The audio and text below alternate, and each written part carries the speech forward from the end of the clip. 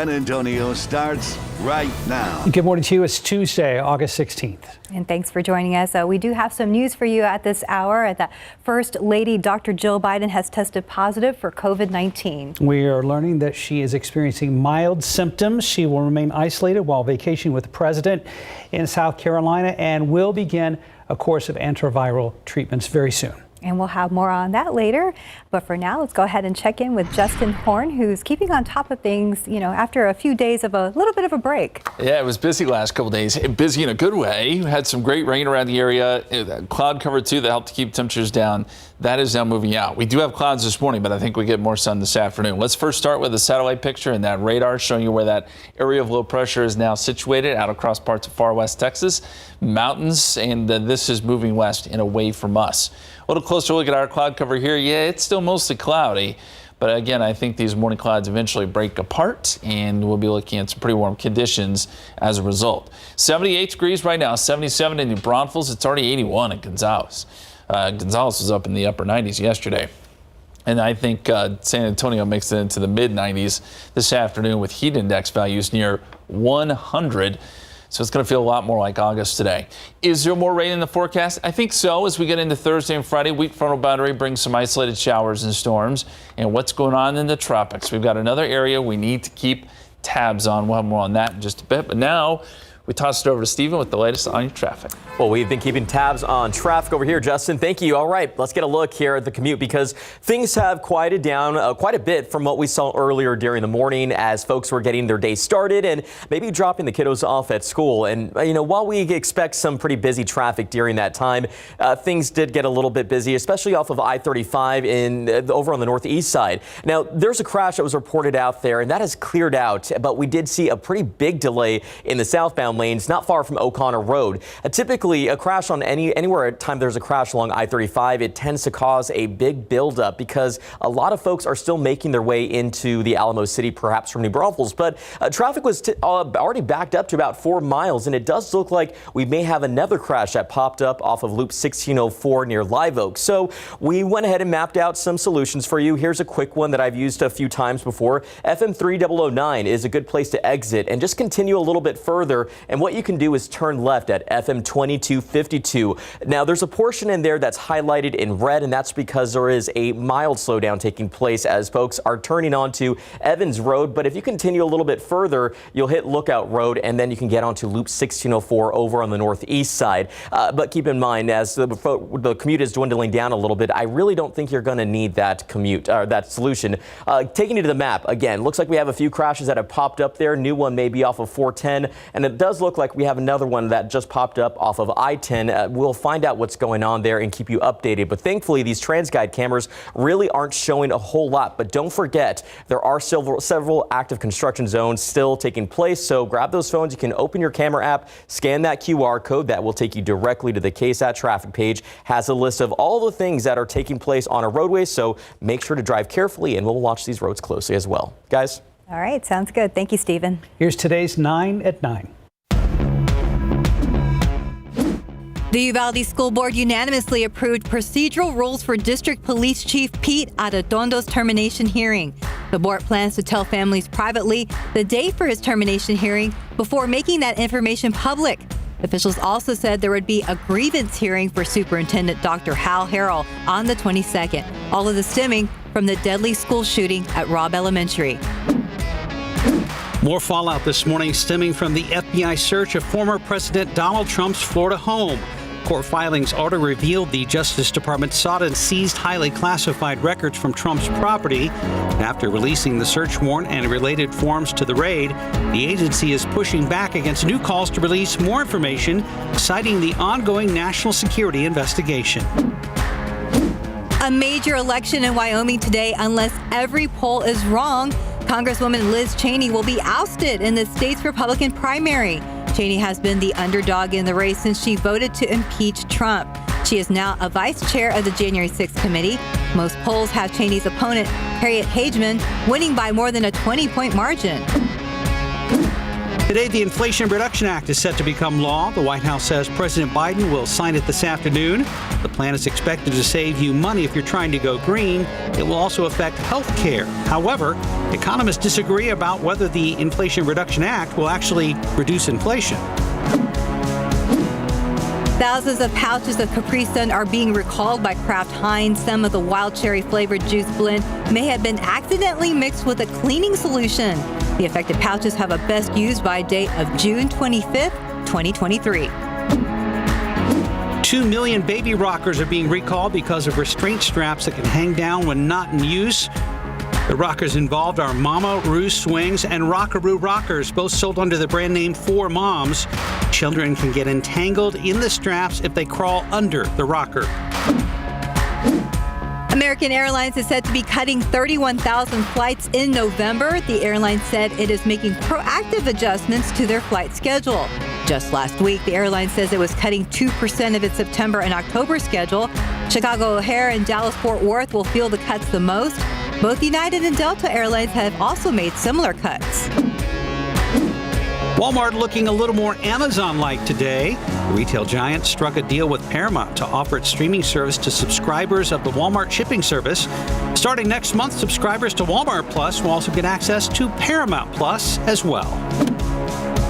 Eating out will still usually cost more than cooking your own food. However, not by much. The Labor Department says while consumer prices at grocery stores jumped more than 13% in July, restaurant prices were up about 7.5%. Some restaurant chains are now advertising their prices as a better value.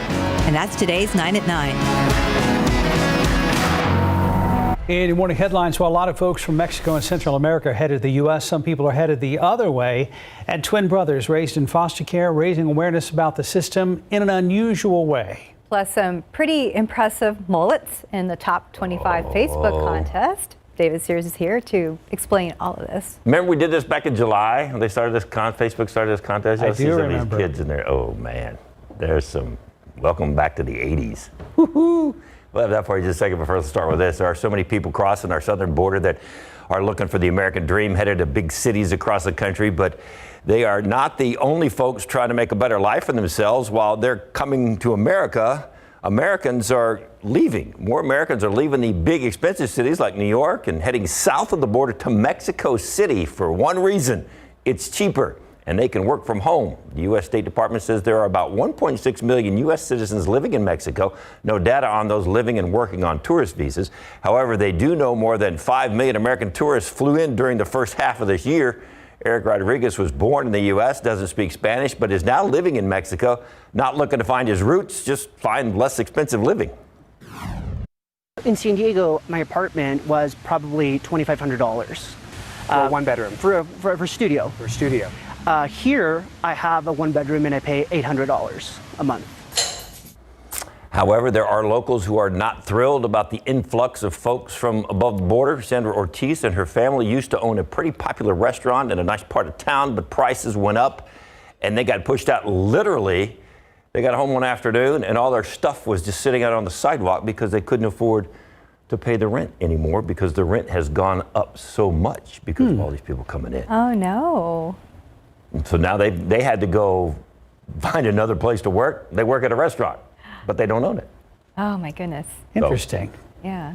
But, well, you can imagine if it's cheaper for a lot of people in New York and L.A. and some of these cities. Ton of expats down there. Yeah. That's what they're calling them. Yep. Yeah. All right. All right, meet twin brothers Davon and Trayvon. They are on a mission to raise money and awareness for kids in foster care. The two brothers are walking 20 miles in every state. Now, the two were actually born in foster care, and so they can speak from experience. They are 27 years old now and decided that getting the word out about living in the foster care system was their calling from God. So here they are, enduring weird and winding roads, not to mention the weather. It's hot today, guys. Look at our shirt. I'm exhausted. I'm aching. I'm hot, sweaty. Hot and sweaty. The message is too important to let a little heat slow them down, though. They have walked through 5 states so far, and the support is strong. They even got a police escort through Ohio. They want kids to know that they need to stay strong and they can make it through, and to look at them as an example, and those two are rooting for them with thousands of others. And finally, here's Emmett Bailey, and Emmett's mullet is right there with him. Man, we told you last month about the Facebook Mullet Championship. Emmett is 8. He has been growing the mullet for 2 years. He and his do have become so popular during his contest, he got to throw out the first pitch at a minor league game in his hometown in Wisconsin. He is one of 25 kids from across the country who has made it to the Kids Championship round. It was extremely fun to watch the votes. So it started out at, I think there's 600 kids that made the Facebook cut, and then it went to 100. And then all of a sudden we're watching the votes, and he kept climbing and climbing and climbing. And then he went to the 25. Mullets in general, they've come back in full force, and they're pretty, I don't know, they're pretty fun to have. And it was $10 to enter. And then all the donations are going to the Michigan Wig Foundation for kids.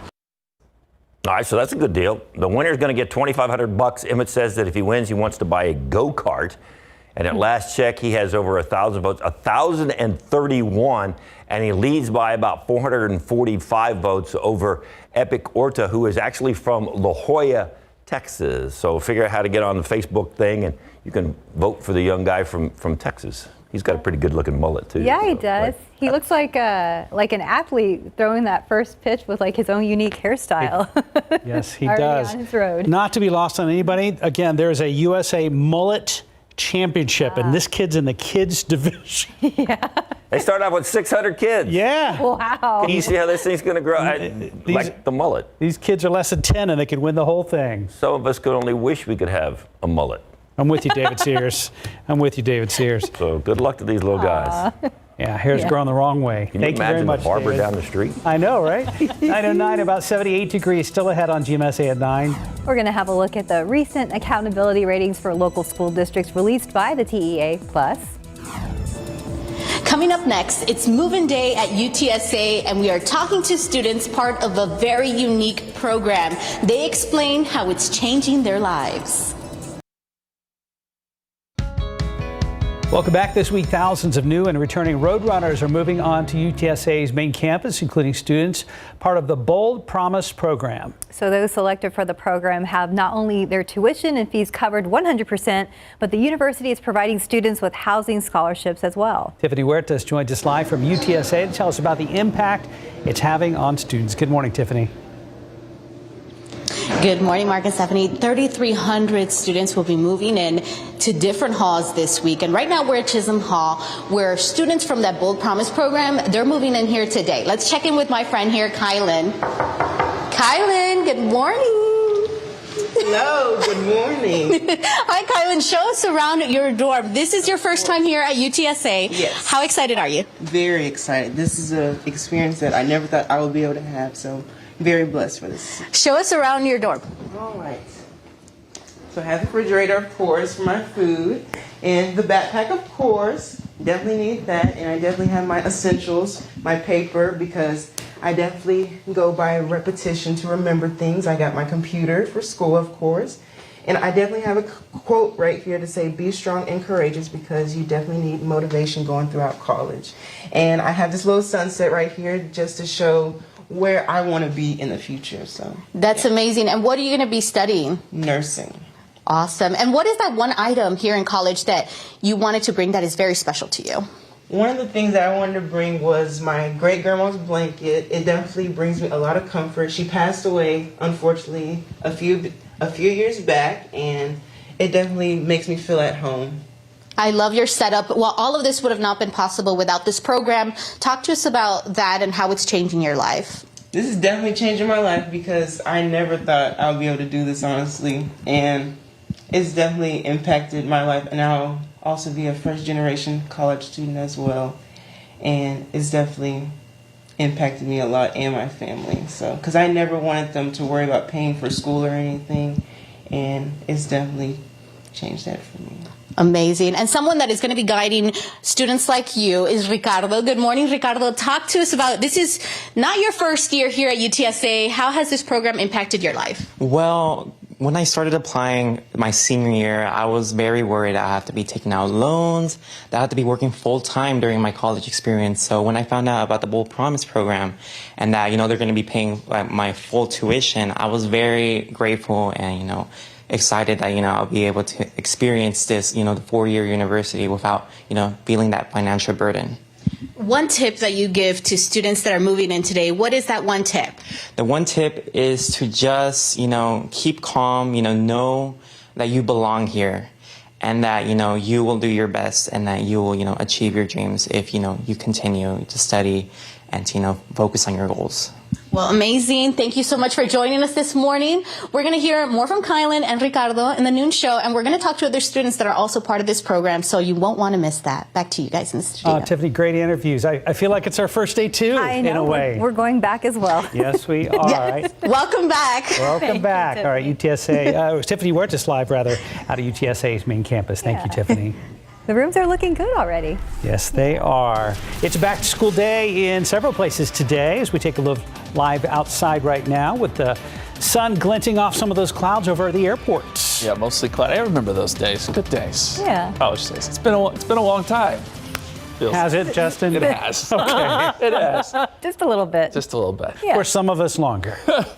No, not at all. We wish them the best, though. Yes. We do. Yes, we do. wish everyone headed back to school here the next several days. We wish you best of luck. And the good news, you're not having to deal with a lot of weather today. If you're doing some moving in and moving out, it's going to be hot, but not rainy. That rain has moved out. Let's talk a little bit about some climatology. Our average last 100-degree day, August 26th. So we're getting there. Doesn't mean that will be our last 100-degree day. We've seen in the 100s well into September, but that's what we average, and that shows us that we're starting to trend in the right direction here. And by the way, we spent the last 2 days below 90. Last time that happened, May 23rd and 24th. It felt great yesterday with all that cloud cover. Today will be a little different because we are expecting more sun. That low is moving west, taking a lot of the flooding rains with it, although we still do have some issues along the Rio Grande there north of Del Rio. Some flood issues, and a lot of that water will flow down into Amistad, which would be a great thing.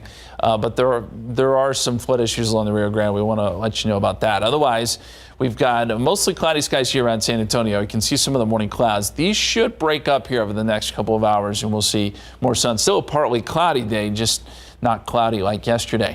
And temperatures around 80 degrees now, 79 Stinson, 79 Kelly, 78 at Randolph. And mostly in the 70s, although you'll find some 80s sprinkled in here. Gonzales 82, 81 Beeville, and we're starting to see a few 80s showing up here in Bexar County at this hour. Dew points are awful high, very sticky in the mid 70s, even upper 70s, which is about as high as it gets. That's in the oppressive category. So very sticky, thick air out there, and that means heat indices will probably be up around 100 this afternoon. Once we top out close to 96, a lot of places we'll see the heat index up over 100. This is the forecast heat index for 5 p.m. today. 101 is what it could feel like in Canyon Lake, 105 in Gonzales, 104 in Seguin. So a little bit of a change. Although those east of San Antonio were already dealing with the heat yesterday, now it just kind of spreads across the entire area as we lose these clouds. And we are going to put in a 10% chance of rain. There could be a shower or two coming up from the Gulf of Mexico, although I think the radar will be really pretty quiet later today. It's nothing too much to worry about. High pressure still very much in control to our north. Now we were able to get that low to kind of slide underneath. And the good news here is this area of high pressure moves off to the north and west, moves out of the way. And this opens the door for a weak frontal boundary to try to slide down late Thursday and then washing out across the area during the day on Friday. Both of those days, I think we'll have a chance for some isolated showers and storms, and about a 30% chance. And then we'll even have some small chances going into the weekend. In the tropics, there's an area we need to watch in the Caribbean. Right now, there are some storms associated with this, some clouds and rain, nothing that's organized. And this is going to travel over Central America, so it won't be organizing over the next couple of days. But as it emerges into the Gulf of Mexico Friday into Saturday, that's when we could see some development. It's not going to have a whole lot of real estate to work with, and conditions are not ideal. But the Hurricane Center is giving us a 20% chance of development, something to watch. I don't know that it would have a huge impact on our forecast, but it does bear watching. Anything in the Gulf of Mexico this time of year bears watching. 96 today, 97 tomorrow, 99 on Thursday. We'll get close to 100. And then we may see some evening showers and storms, 30% chance Friday, and then just isolated activity Saturday, Sunday, and Monday. All right, close to 100. Close, yes. Some people will be there. Yeah. Okay. Okay, thank you, Justin. Yep. 921, about 78 degrees. And coming up next, the TEA released its accountability ratings for school districts, and one district in San Antonio made some major improvements, what school officials say was behind their passing scores. 924, welcome back. The Texas Education Agency released its accountability ratings for local school districts, the first report since the COVID pandemic disrupted school. And one district that is celebrating the news is Southside ISD. As Erica Hernandez explains, Southside has gone from one of the lowest scoring districts to one of the top 5. So one of 2 campuses in the entire state of Texas. Big news for Southside ISD. It's great to see that their hard work and dedication has paid off. It's been quite an improvement. We went from 6 F campuses to 5 B campuses and 1 A campus. And it's not just Southside celebrating. The Texas Education Agency reported a positive improvement in overall scores throughout the state. Scores are determined by 3 categories: STAR testing results, improvement in those scores, and how well schools are educating disadvantaged students. The 2 Southside ISD campuses that saw the biggest improvements were elementary schools. Heritage Elementary jumped 36 points from an F rating to an A. It's one of only 2 schools in the state to do that. And the other school, Gallardo Elementary, went from a 51 score all the way to an 88, a 37-point increase. It was playing catch up because, of the interruptions of the pandemic. But our staff were willing to do that. Ramita says all credit goes to the students and the staff who worked hard and kept each other accountable. But their work isn't done yet. We want to be the one school district that has the best offerings, the best opportunities, and the best academic setting for the students. Erica Hernandez, KSAT 12 News. And to see how your child's school did, you can find the full report on our website at ksat.com. 926, about 80 degrees. There is much more ahead on GMSA at 9. Including a new trust index report about how fast someone can be reinfected after having COVID. But before that, a heartfelt message from Archbishop Gustavo Garcia Sierra as he welcomed back students to Sacred Heart Catholic Church in Uvalde yesterday. We'll be right back. Uvalde Consolidated ISD doesn't begin classes until the day after Labor Day, but yesterday students at Sacred Heart Catholic School returned for a new year. The community in Uvalde is still healing from the horrific mass shooting at Robb Elementary.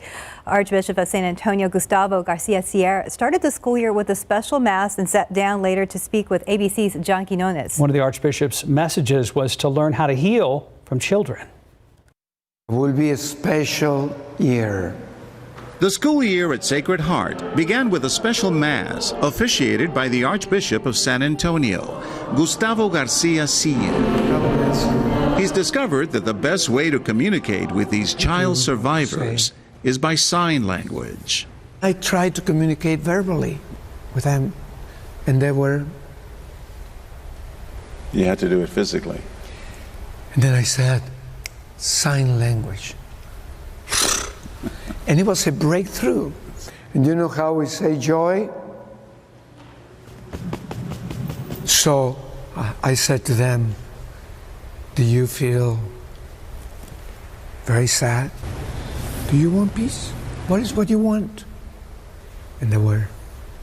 What kept you from tearing up?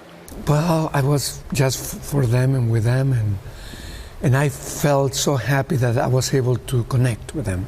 The Archbishop addressing a community that found themselves, as he says, wounded in a way they never imagined. What was your message to them? God wants everyone to enjoy glory in heaven.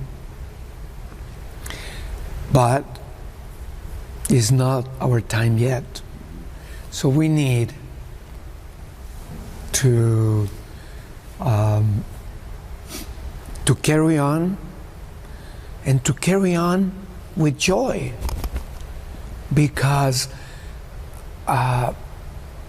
our life has meaning. When it comes to overcoming grief and moving forward, says the Archbishop, we adults can learn so much from our children. They are easy. You know, they gain each other trust, just sitting in the same table eating cookies. So we need to trust that children have so much potential and so much to heal in themselves by God's grace. The power to heal. The power to heal. Maybe we should be more like children. We need, and the gospel says that, more like children. That was ABC's John Quinones reporting from Uvalde. We'll have team coverage on their first day of school from KSAT 12. We'll be live there all morning on GMSA on Tuesday, September 6th. And after the deadly school shooting, many parents in Uvalde decided to pull their children out of public school and put them in private school. Sacred Heart Catholic School says they began the year with more than 100 students in Uvalde. That's more than double their enrollment since last fall. Now, some families were able to get help with tuition. Sacred Heart says it's installed ballistic grade enhancements to its doors and windows, 8-foot fencing, and a security verification system for its main entrance. Taking a look outside with live cam, we're up to 80 degrees. A few less clouds out there, I guess. Yeah, there's some blue skies starting to shine through. Temperatures are going up. So too is the mold. I'll warn you there. Numbers are up today. 9,430. They're in the high category, jumping up from yesterday, which I believe was around 2,000 or so. So this is a pretty big jump. We'll probably see mold stay elevated for a couple more days before they begin to go back down. Take a look at the high temperatures yesterday. So you go west of San Antonio, high temperatures were only in the 70s, low 80s. You go east of town, 99 in Gonzales. It was 96 in New Braunfels, close to 100 in Austin. Those clouds and the rain made all the difference. But you're going to see that heat spread across the rest of the area today. And by the way, we're still at 58, 100-degree days. Just shy of that record of 59 set back in 2009. Will we get there? I don't know. There's always a chance. Maybe we won't. There's no triple digits in the forecast. We still can see some going into late August and early September. But at the moment, maybe we sit at 58. I don't think anybody would be upset by that. Mostly cloudy skies around San Antonio right now. We see a few showers down closer to the coast. Rain chances today are very low, though, 10%. 30% chance Thursday and Friday, then a 20% chance Saturday, Sunday, Monday. We'll talk more about those rain chances Thursday and Friday and let you know exactly what you can expect coming up here in just a few minutes, guys. Thank you, Justin. Well, steps are being taken to make one stretch of San Antonio roadway a little safer, an area notorious for traffic accidents. We're talking about Culebra Road. And so one section of Culebra just outside of 410 has seen more than 100 wrecks in the last year. So the group Vision Zero launched a 3-month pilot campaign for Culebra Road. And among the top concerns they heard were speeding, congested traffic, and people not using crosswalks. Don Page has lived in the area for 22 years, and he says he's ready for things to improve. I've been a part of some discussion groups and surveys over the last 2 years. That's promising, but we're really ready to see some things start to happen out here to really improve the situation. Transportation officials say they're reminding people about the 44 crosswalks along 13 miles of Culebra Road. They mapped them all out and are sending them to people in the area. In the meantime, we expect to learn more about potential solutions for Culebra once the study is done. That should happen by the end of the year. And this is all part of our Solutionaries series. You can find more episodes by scanning this QR code on the screen right now. Solutionaries is a conversational digital show which tackling issues facing our community and focused on solution-based journalism. Now, this month's episode will center around safer streets. And out of the latest unreported monkeypox cases in Bexar County, Metro Health is reporting a total of 20 cases as of right now. That is an increase of 3 cases since Friday, and health officials give a daily update Monday through Friday around 1 p.m. Switching to the coronavirus, each COVID-19 variant and subvariant brings changes to our daily lives. The main strain right now still BA.5, an Omicron subvariant present in 88% of current cases. It is the most infectious strain yet, and viewers have sent in questions about how soon you can be reinfected. Courtney Friedman ran it through the KSAT Trust Index. The BA.5 subvariant causing the majority of COVID infection right now tends to cause less serious disease but is more contagious. Things have changed a bit, as all things COVID seem to do. Previously, with the initial strain, after you were infected, we saw that people had natural immunity that would last for at least 3 months and sometimes much longer. Dr. Jason Bowling is an infectious disease expert for UT Health San Antonio and University Health and has closely watched the differences in reinfection with each COVID strain. Now we're seeing people get infected, and then really about 4 weeks later, they're reinfected with another COVID infection, believably from a similar strain that's related to the initial Omicron. Reinfection is different than rebound infections, which happen in rare cases when people take the medication Paxlovid, meant to dull infection in high-risk patients like President Joe Biden and Dr. Anthony Fauci. People with a vaccine tend to have a more stronger response and a longer lasting response. They can still get infected, but they're a little bit better protected from more severe disease. He said people that have the best protection against COVID-19 have had a natural infection and have been vaccinated. So as to whether these current strains can cause faster reinfection, that's true on the KSAT Trust Index. Courtney Friedman, KSAT 12 News. And if you want to submit a question or see more Trust Index stories, you can just scan that QR code on your screen right now, or you can go to ksat.com/trustindex.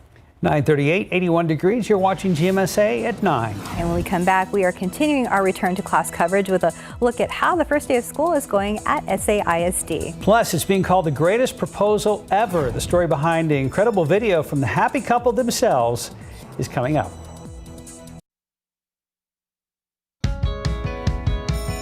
Welcome back. SAISD starts school today, and students at Burbank High School walked into a brand new building for its main campus. That's right. The new home of the Bulldogs, located just south of downtown, cost about $74 million.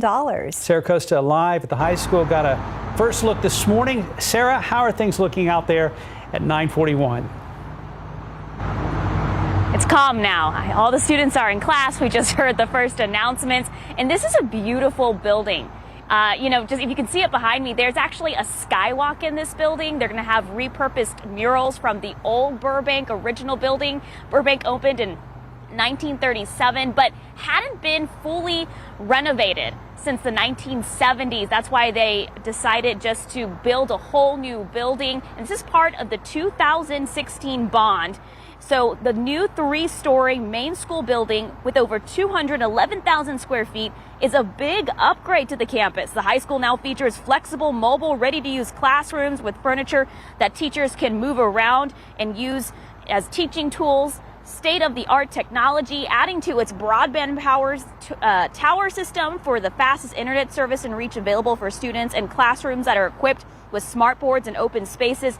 There is even a skywalk. It is so cool, and it will feature those repurposed murals from the old campus. We spoke with the Deputy Chief of Operations with the district, who had a big part in this building project.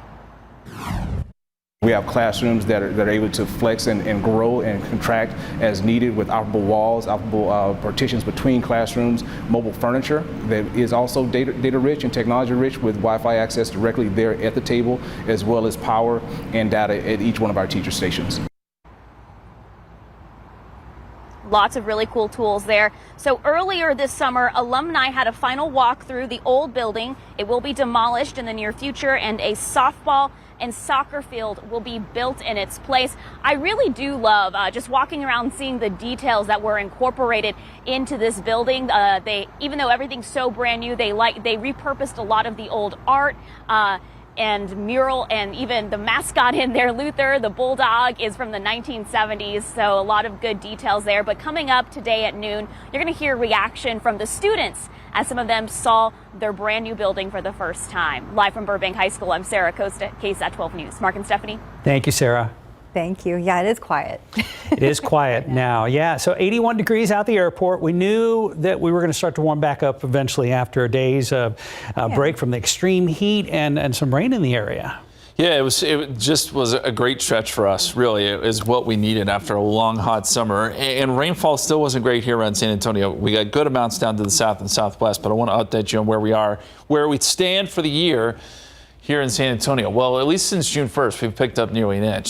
So that's been good. We're still about 5.5 inches below average when you're looking at that time frame. Since January 1st, 5.44 inches. This is still the driest start to the year we've ever had. and that is nearly 14 inches below average. So we still got a lot to do here, and we're hoping we can get some more rain back in the forecast. Time lapse shows that we had clouds earlier.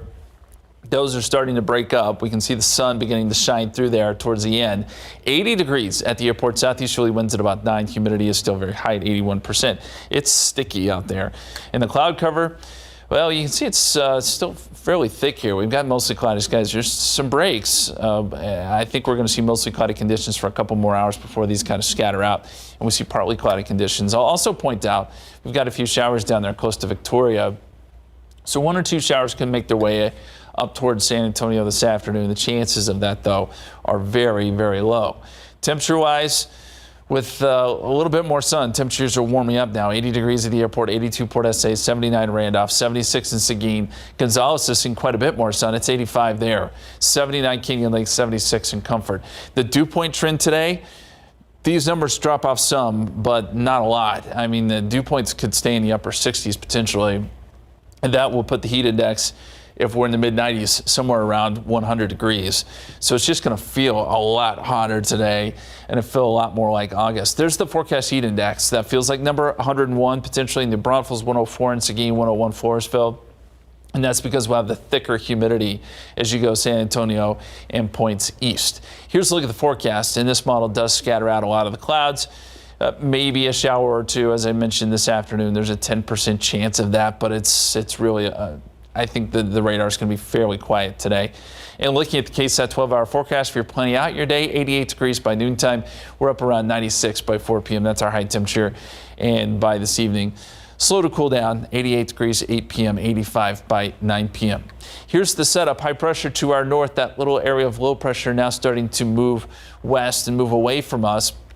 The good news here, though, is high pressure actually gets shoved up to the north and west. And it's still going to be hot Wednesday and Thursday, but this opens up the door for a weak frontal boundary to try to drop south. I don't think this moves through. It doesn't cool us down, but what it may do is kick up some showers and storms. It kind of washes out over the area by Friday.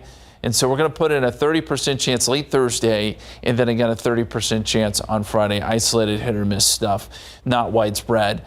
But there is rain back in the forecast. 97 Wednesday, 99 Thursday. We're going to get close to 100 on Thursday. We'll see if we get there.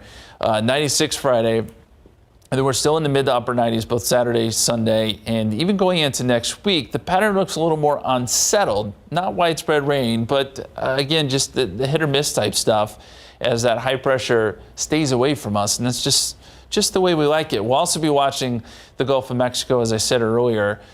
First half hour, that there is potentially developing system, or could be by Friday and Saturday, although it doesn't have much real estate to work with. As long as it would give us some moisture, that would be a good thing. It usually takes some tropical moisture for us to really start to dig out of these droughts. Yeah, we'd be good with that. Yeah.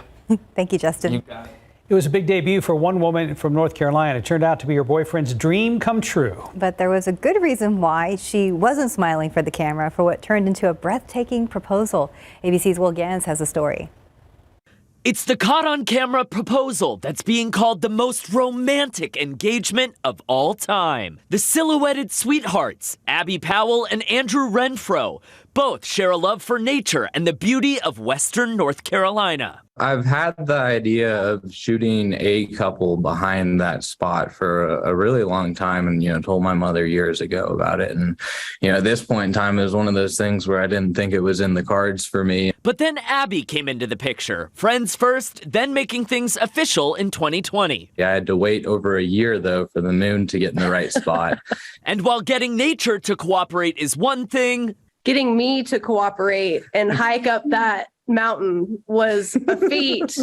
The proposal seen by more than 3.3 million people on TikTok. The footage shot by Andrew's brother Max from half a mile away. I wasn't too nervous, but my mom was there and she was kind of franticking around a little bit, but she made me a little nervous. Even when clouds threatened to ruin the magic of that supermoon. I got a couple clips of just the moon with nothing else in it. We went back in the morning and shot the actual proposal, and then just masked out the moon and combined the two shots to kind of make his dream come true. A dream come true proposal with a dream come true girl. I'm excited for a lifetime of adventures. Me too. And Max, you're going to be there to third wheel. Yeah. I'll try my best every step of the way. And he's going to need to. Andrew and Abby already have big plans for their next photo shoot. We need to go back with our firstborn child and recreate the shot, holding it up. And yeah, I'm all for it. Simba I'm style. all for it. Abby and Andrew don't have a date or a location set for their wedding just yet, but I have a feeling they've already got a pretty good idea of who the photographer should be. Will Gans, ABC News, New York. Again, so many things had to go right. Yes. To make those pictures happen. Well, like even she said, well, to get her, what if she was like, I'm just not feeling it today. I want to do this tomorrow. Yeah. Or something like, no, you have to go right now. It would have been an epically photographed rejection, but everything worked out really well. And again, there's probably guys right now going, well, dang it, how do I top that? I know. He waited, a year for things to be right. So. Yeah. Raise your game, guys. Raise your game. 10 till 10 right now, 81 degrees. And Marvel has a new hero, and fans can meet her when the new show debuts on Disney+. We're going to tell you about it next. Obviously, Captain America wasn't virgin. When attorney Jennifer Walters and her cousin Bruce Banner, aka the Hulk, get into an automobile accident, his blood enters her system, and suddenly she has a new alter ego, She-Hulk. Now she just needs the proper superhero training, like it or not.